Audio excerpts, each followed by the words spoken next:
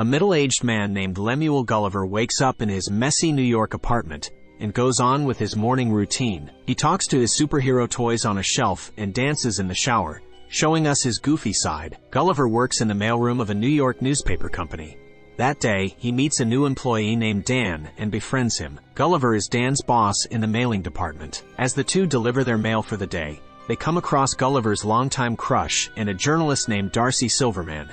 He has been in love with her for years but has never confessed. Later that day, Dan brings out a notice that says he has been promoted to head of the mail department on his first day. Gulliver has been working in the facility for 10 years, but no one there respects him. Dan claims that Gulliver is scared to talk and will never progress in life other than his mailroom job. A distressed Gulliver is walking out of the office and notices Darcy working late. He gathers up courage and goes to her cabin to ask her out. However, his nerves get the best of him, so instead, he picks up a random paper from her desk and heads out. Darcy asks him if he wants to apply for a travel writing assignment. A nervous Gulliver agrees and has to submit a travel blog the following day. At home, he copies and pastes several articles from the internet for the blog. The following day at work, he submits it to Darcy, who is impressed by his writing skills and provides him with a new task. She wants him to travel to the Bermuda Triangle and write an article about the legends of ships mysteriously disappearing there. To impress her, Gulliver agrees. Darcy arranges a contact and a boat for him. Gulliver flies to Bermuda the next day,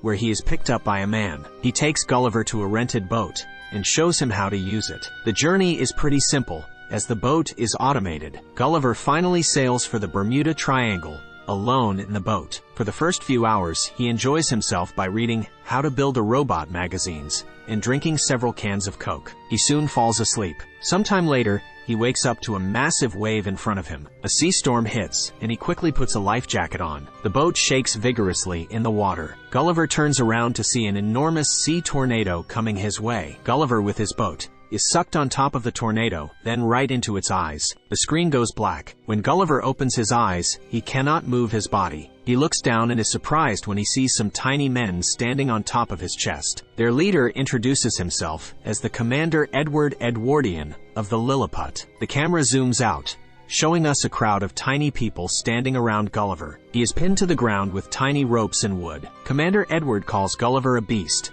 A confused Gulliver yells in fear and breaks free from the ropes easily. Thinking that this is a dream, he tries closing his eyes. Edward orders his soldiers to bring the beast down. The soldiers attach their hooks to Gulliver's pants and make him fall unconscious. When he wakes up, Gulliver finds himself tied to a cart and being pulled into the kingdom of Lilliput. The tiny civilians come out of their houses to get a look at the beast.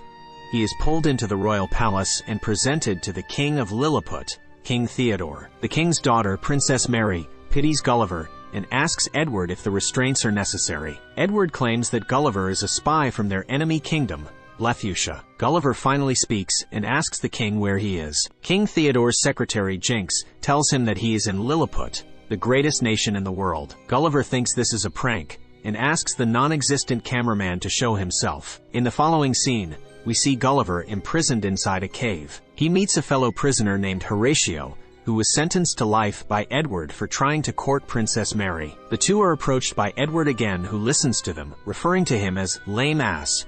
When an angry Edward threatens to imprison them for life, Gulliver claims lame ass means someone who is brave. Happy with the answer, Edward takes both the prisoners to a field to plow it with the help of Gulliver's strength. He restrains Gulliver with a machine. Just then, 2 rings of a bell are heard from the palace, indicating that Blefuscia has attacked. They are trying to kidnap Princess Mary and have started a fire at the palace. Edward quickly runs to the palace and orders everyone not to save the princess, as he wants to be the one to save her. But Horatio asks Gulliver to do it because Edward can't reach her on time. Gulliver easily takes the Blefuscian soldiers down and saves the princess. But the king and his secretary are stuck in the fire. Gulliver, in a hurry, urinates on the building. Everyone claps for him when he stops the fire and saves King Theodore. The king removes him and Horatio from imprisonment and thanks Gulliver for his bravery. He also invites everyone for a feast at night to celebrate the occasion. Edward is furious to see someone else being praised for their bravery. At the feast, the king asks Gulliver where he is from, and he answers he is from Manhattan. The people assume that Gulliver was the president of Manhattan as he is the bravest one there. Gulliver feels like a hero for the first time in his life, so he fabricates the story, claiming he was known as President the Awesome. Everyone believes him, except for Edward. The following day, the people of Lilliput build a massive home for Gulliver, with all the facilities he couldn't get when he was in New York. Gulliver also makes them build a theater to fit everyone in the kingdom. Then he shows them a drama of the sinking Titanic, claiming it to be the story of his life. Everyone is amazed by the tragic life that he has had. Edward inquires how he was saved after drowning, and Gulliver claims that he was resuscitated. Later, Horatio asks Gulliver to help him impress Princess Mary, and Gulliver agrees. The two go to the palace, and Horatio approaches the princess. A hidden Gulliver recites the lyrics of the song Kiss, making Horatio repeat it. By the end of it, the princess starts to fall for Horatio, but she is called by Edward, who has come to court her. The two have been destined to get married, as Edward is the bravest of the kingdom. Princess Mary isn't fond of Edward, but she cannot seem to get rid of him. Somewhere else, the search party finds the washed-up boat with cans of Coke. Gulliver comes to the scene and finds his phone is still working. He has 12 voice messages from Darcy. Turns out she is furious to have found out about Gulliver's plagiarized article. She has to now sail on the same trail Gulliver came through to do the Bermuda Triangle research herself. Gulliver now doesn't want to go back to New York and face her, so he decides to stay in Lilliput permanently. Edward is not happy about the decision, and tells the king he is suspicious of Gulliver. The king dismisses him, claiming that he trusts Gulliver. Because of his stay, the king gives Gulliver the title of the new general and demotes Edward to vice-general. A jealous Edward turns Lilliput's defense system off, making it easier for their enemies, Blefuscia, to attack. Blefuscian soldiers and their king see this and plan to attack Lilliput immediately. They approach the kingdom through waters and launch cannonballs toward Lilliput. Being the general, now it is Gulliver's responsibility to stop them. He nervously steps into the water and starts to splash it around. The cannonballs do not work on Gulliver, who is massive compared to them. Eventually, he defeats the Blefuscians and becomes the savior of Lilliput. The people from Lilliput fulfill all of Gulliver's wishes. They even build a model of Times Square so he would feel at home. They change their clothing to match that of Gulliver's. Soldiers are appointed to cut his hair and give him massages. One night, Edward barges into the princess's chamber. He claims that it is his right to come in anytime because he courts the princess. The princess finally reveals that she doesn't love him and doesn't want him to court her anymore. An angered Edward leaves for Blefuscia to ask for help from their king. Edward's men have found the Build Your Robot book Gulliver had on the boat. The Blefuscian king agrees to help him build a robot using the book to battle Gulliver. Some days later, Gulliver is at the model Times Square when the bells of the palace ring, suggesting an invasion. Gulliver gets ready to battle tiny people,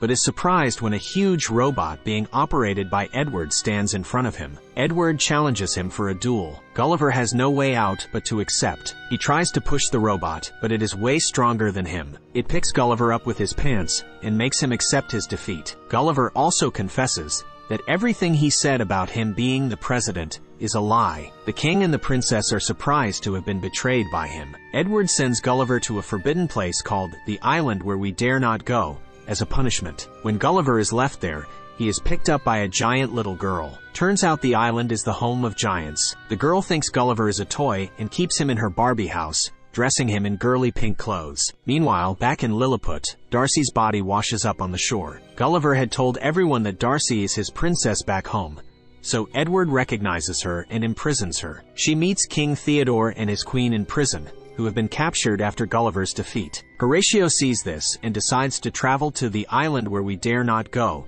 to get Gulliver back. He is minuscule on the island and manages to reach Gulliver safely. The little girl's dollhouse also has a skeleton of a dead U.S. Air Force pilot. Gulliver uses the parachute to escape and fly back to Lilliput. He first goes to meet Darcy in the prison and confesses that he has a crush on her. She forgives him for plagiarizing the article and seems to be opening up to him. Gulliver has decided to challenge Edward for a duel. He doesn't want to prove his bravery anymore, but genuinely wants to help Lilliput. The following day, the two stand before each other, ready to battle. Gulliver wants Edward to give the kingdom back to King Theodore if he wins. But if he loses, Edward will destroy the kingdom altogether. The two fight, and Edward overpowers him within seconds. Horatio runs to help him, and manages to get inside the robot. He defeats Edward from inside, eventually depowering the robot. After that, Gulliver easily manages to defeat it, and the crowd erupts in cheers. Even Darcy celebrates the win. Because of Horatio's bravery, he is provided permission to court Princess Mary. But just then, Edward, who has reached the point of insanity, takes the princess hostage. But the princess, finally having enough of Edward, meets the traitor up in frustration. The Blefushan king and Theodore are about to initiate the war again, but Gulliver stops them.